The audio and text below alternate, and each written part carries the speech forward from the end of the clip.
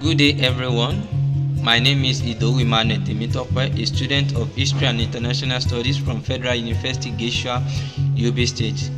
Today, I'll be evaluating the status of Africa in contemporary neoliberal liberal organizations such as the IMF, World Bank, WTO, and others.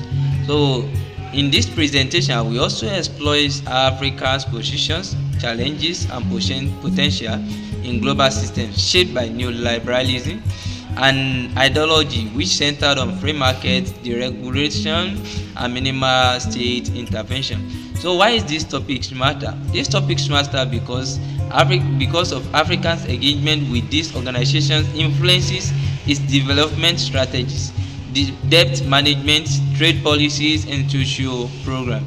So this conversation or presentation is not just an economic conversation, it's also deeply rooted in political and historical field. Africa's role in neoliberal global structure is complex and evolving. Though rich in resources and population, but despite this, Africa still struggles for fair representation and influence in the international arena. So, I would like us to briefly understand what neoliberalism means. Neoliberalism is an economic system which promotes free marketing, minimum state intervention, privatization, and global trade liberalization. It shapes global economic and governance through institutions like IMF, World Bank, World Trade, etc. It promotes market-based solutions. So neoliberalism influences political power dynamics favoring developed countries and global capital. That is, this neoliberalism, it favors the developed country whereby they have domination or they have dominance over the developing country. How does it shape global structure? It shapes global structure such as IMF and World Bank imposes structural adjustment program, which is SARS. Also, World Trade Organization promote trade rules favoring open markets.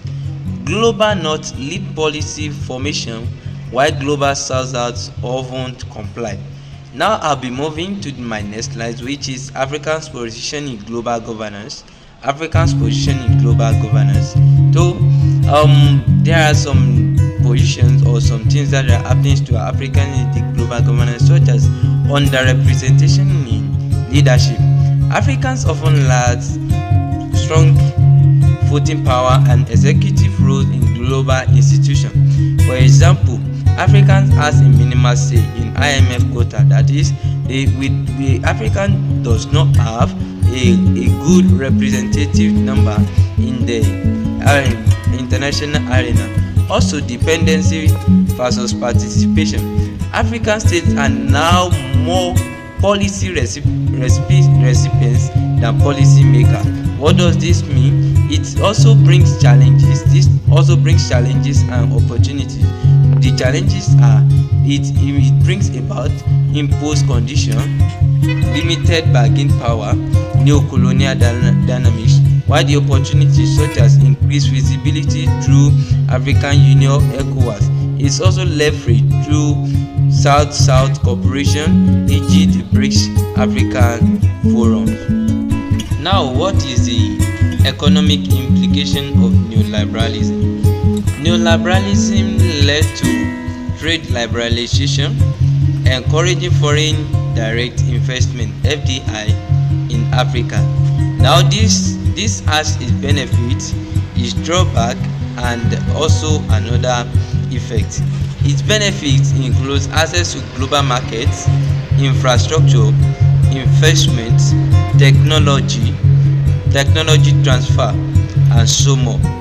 While the drawback or the setback or the negative effect of it is such as vulnerability to global market shocks, debt burden, austerity measure, harming social service. So debt crisis and unequal terms of trade show limited of neoliberal policies.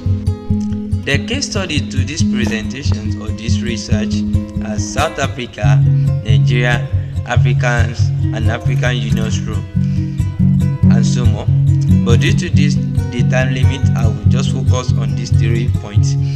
South Africa leading economic with mixed outcomes, successful FDI, but struggles with inequality and economic exclusion. Nigeria also, as a case study, which has the largest population, faces debt and reliance on oil exports while pushing for diversification within neoliberal framework. Also, African Union's role. African Union's role is advocating reforms, Security Council, representation, and African Continental Free Trade Area (AfCFTA) to strengthen economic sovereignty. So, in conclusion, Africa's status in neoliberal organization is marked by under-representation and economic dependency, but growing agency. Moving forward needs stronger continental coordination, institutional reforms in global governance, and policies balancing marketing openness with social protection. That is, it enhance African leadership and fairer global system can unlock the continent's full potential.